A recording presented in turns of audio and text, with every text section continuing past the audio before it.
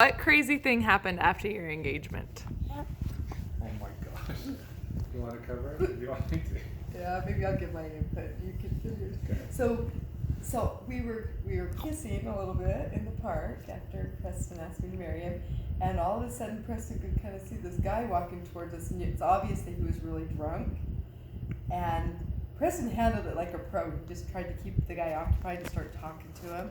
And we walked up to Maverick with this guy, but he was definitely had some things in his system. He'd been drinking, maybe even some drugs, because he was crazy. And then he started telling me how adorable I was, or something like that.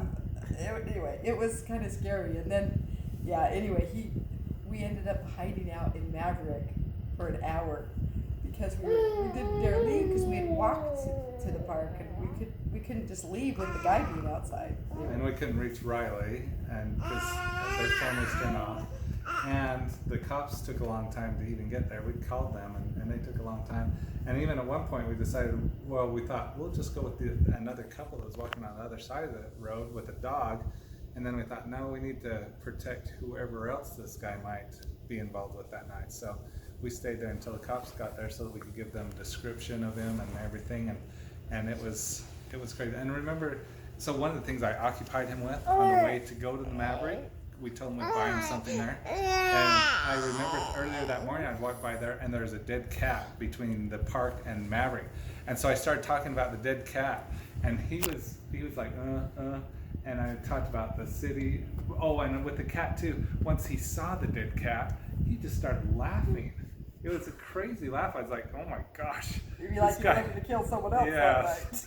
So anyway, I thought, we just tried to occupy his brain the whole time between the park, and we were on the furthest back of the park as we could be because we wanted to be able to see the stars and the moon and everything, so it was really romantic. And then to have this guy come clear back there, I was like, oh my gosh, we've got to come all the way back through the park because there's a fence on the other side. We have to come all the way back through the park just to get around to get to the Maverick. So where I felt like once we got there, we'd be safe. And he kept trying to make these signals to Preston. We still don't know what that means, but maybe get out of the store so I can beat you up. Aloha, I'm going to get you. But I'm really good at picking up homeless people just after kids.